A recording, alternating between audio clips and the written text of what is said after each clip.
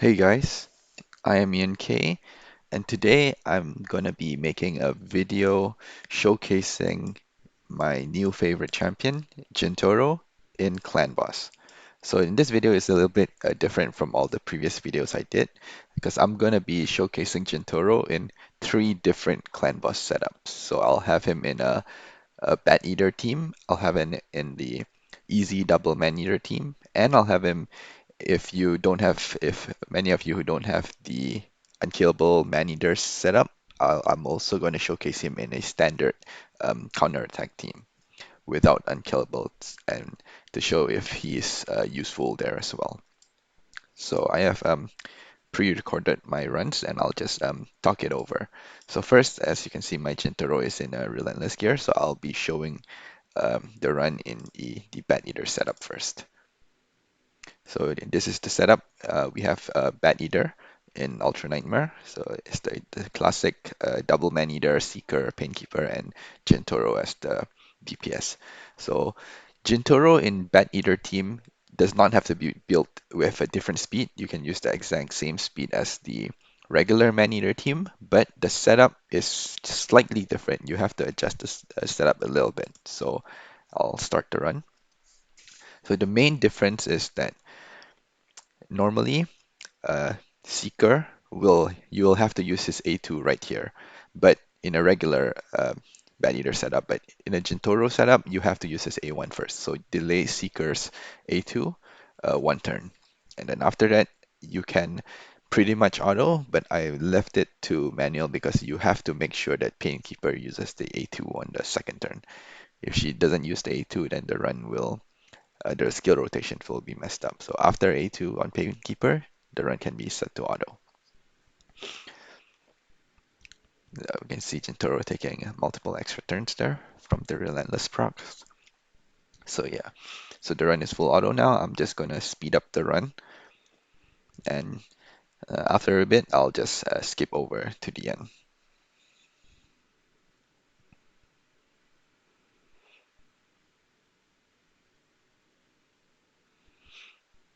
There, the first multi-hit of his A3 Oni's Rage. So from what I see in Bad Eater setup, obviously it depends on the extra turns and whatnot, but he does it every 4 or 5 turns or so. So it's really cool to see. But I guess the one of the drawback of the Relentless set is that because Seeker's attack up only uh, gives the team attack up for 2 turns, sometimes I've noticed that when Jintoro takes like extra turns, he might use his multi-hit Oni's Rage when he doesn't have attack up buff on him. So obviously it will deal about half the damage there.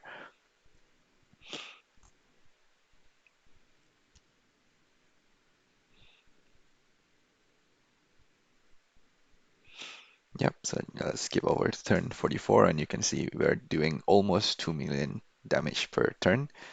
Not quite, but close.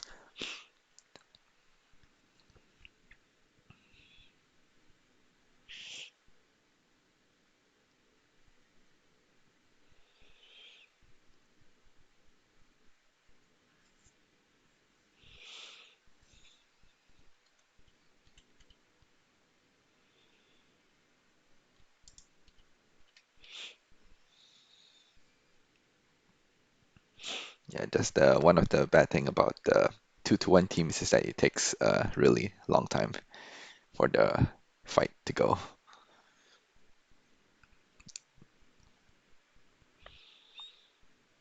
All right, one final turn.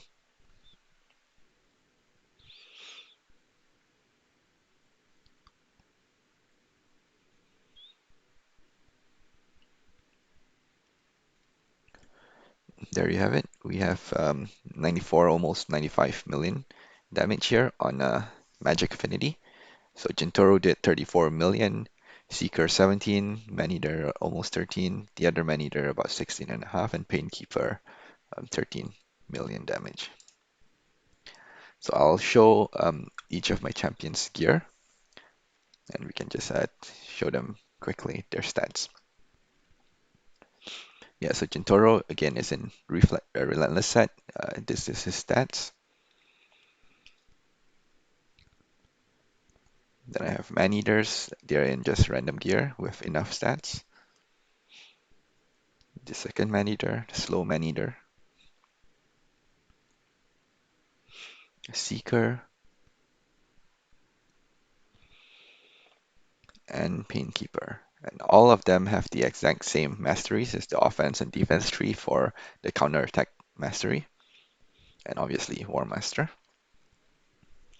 And now I'll be showing the second team. So the second team is the double man-eater team, the easy double man-eater team that I've been showcasing a lot in my other clan boss videos, but this time I'm replacing the usual champion with Jintoro. So I have Jintoro, Turvold, and Krila here. So Jintoro is nice in that he actually provides a useful aura for the clan boss team. So he provides an attack aura and everyone is attack based, which is nice. Then Turvold is just for pure DPS. Jintoro provides the debuffs, so I don't need to build Turvold in accuracy. And Krila provides the increased attack, increased crit rate, and ally attack. And everyone is built with 70% crit rate.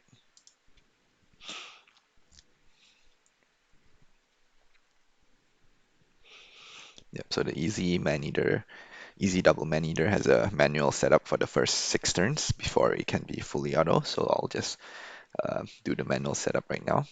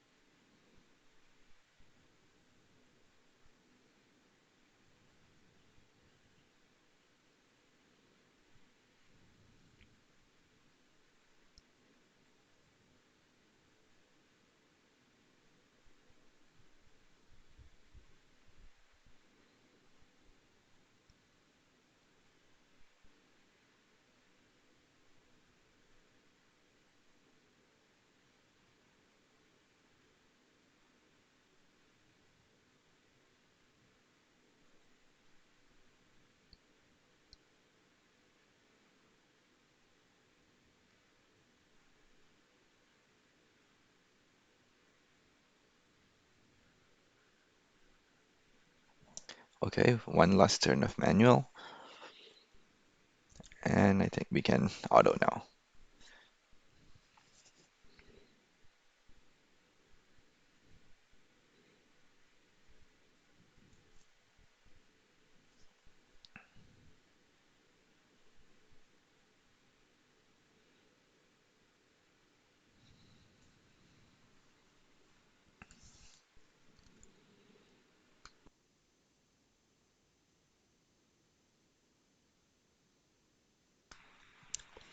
Okay, I'll just speed up the run now and let it just go for a little bit, and then I'll skip ahead to the end of the run.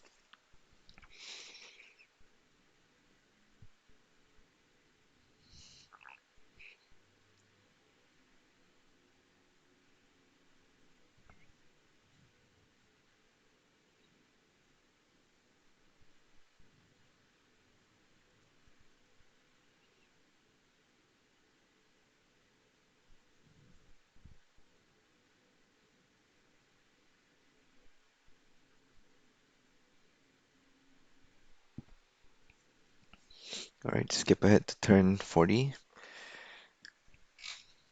So as you can see at this point, it's not doing as much damage as the Bateater. So the Bateater damage is still a little bit more. It just shows how strong the Bateater and how strong a 2-to-1 comps are in terms of dealing damage.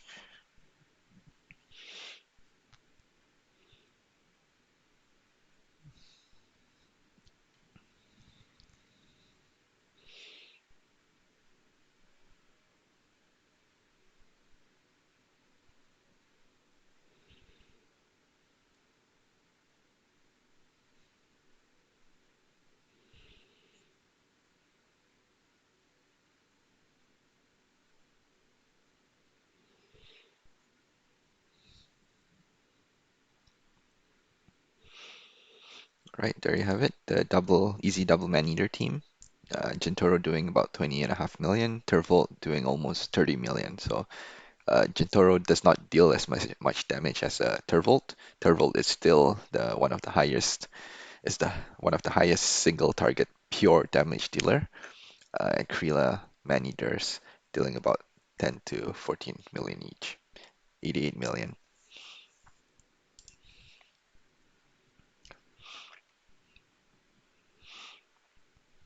All right, finally, uh, if you don't have a unkillable setup, you can still use Jintoro in a uh, standard counter-attack team, non-unkillable. So this is the setup that I've built. It's one of my older teams that I used to run when I didn't have the man-eater.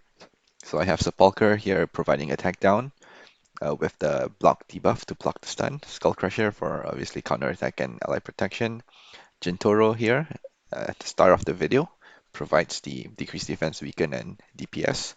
Krila provides increased crit rate, increased attack, and the ally attack, and Razin as the secondary damage dealer as well. Okay, so let's let it go.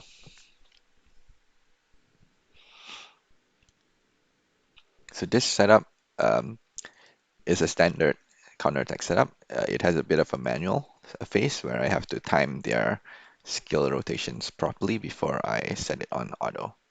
So I have to time Sepulcher's block debuff to do it right before the stun.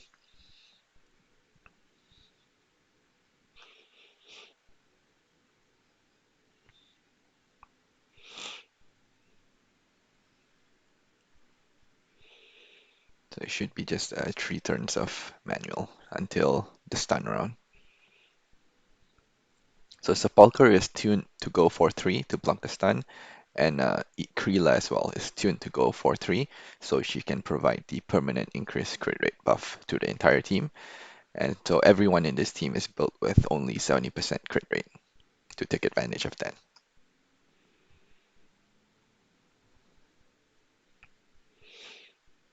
All right, before the stun, we'll do block debuff, then we can set the run on auto.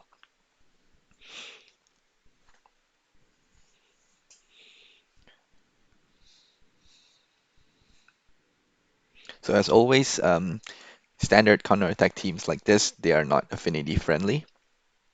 Um, since I only have block debuff up for the stun, can't block the affinity debuff. But I have, if you have a buff extension in, let's say, if you replace Razin with a buff extender, this team can actually be affinity friendly. So the, for example, a Godseeker or a Sandlash Survivor, if you use their extension skill right after the stun, the block debuff will extend into the debuff AoE, so you will also block the debuff.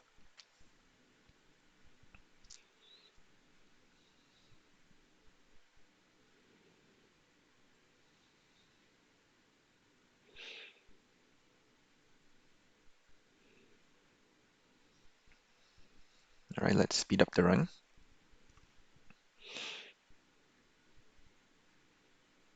So this is the magic affinity boss that places the decreased accuracy debuff on the team. So there is a lot of resisted debuffs happening throughout the entire run, and you will see at the end that this run ended because the decreased attack debuff was not placed and the team wiped. So there was a potential to maybe inch out a few more million of damage.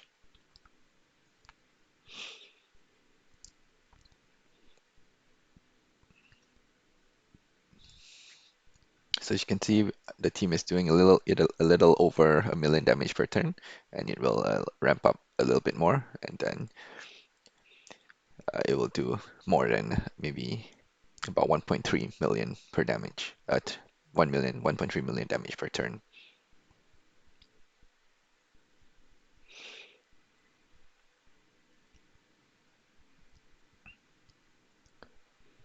And this team does not have any poisoners as well. It's just a pure DPS team.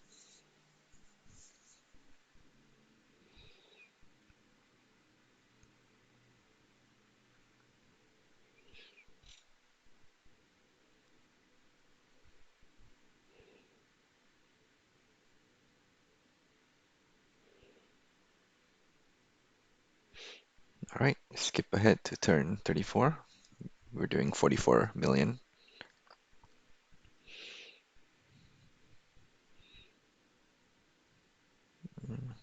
As you can see, there's no attack down. The attack down did not land a few times. And finally, the run wiped because there was no attack down. So even so, we did 45 million, easily 2 keying. Jintoro doing the highest damage in this team with almost 13 million in damage. Razin is a close second. Krilla with almost 10 million. So yeah, so if you don't have an unkillable team setup, something like a team like this could also work. So I'll show the gear for this counter-attack setup since the build will be different from the usual unkillable teams. We have to build um, everyone in lifesteal and they have to be built a little bit more defensively.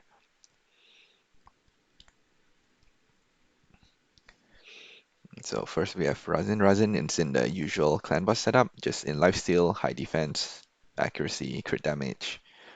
Then we have Jintoro in lifesteal.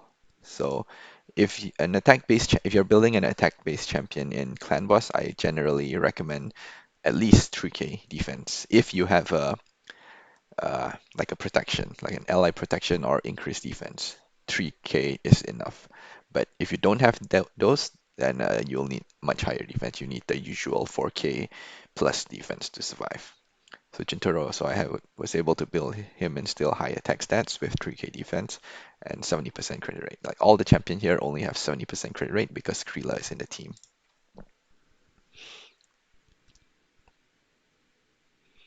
Krilla, similar. I had to build Krilla in higher speed, so that's why her attack stats is a bit low, but she still does a lot of damage.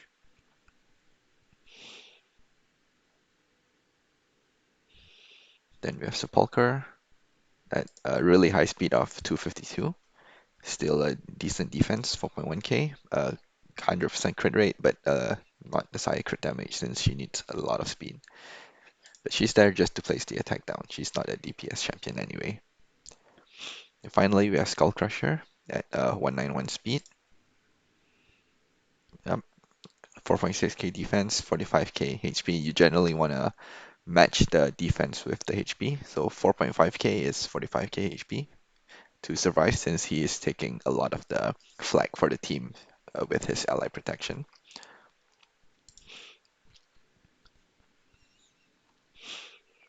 Yep. Yeah, so that was my team. Jintoro, 3 ways, 3 different teams you can use Jintoro in. Yeah, let me know if you have any questions. Yep, these are the masteries, so all the champion have this exact same mastery. All right, thanks for watching. Yep, before I end it, I'm just going to show one final clip, the beauty of Jintoro.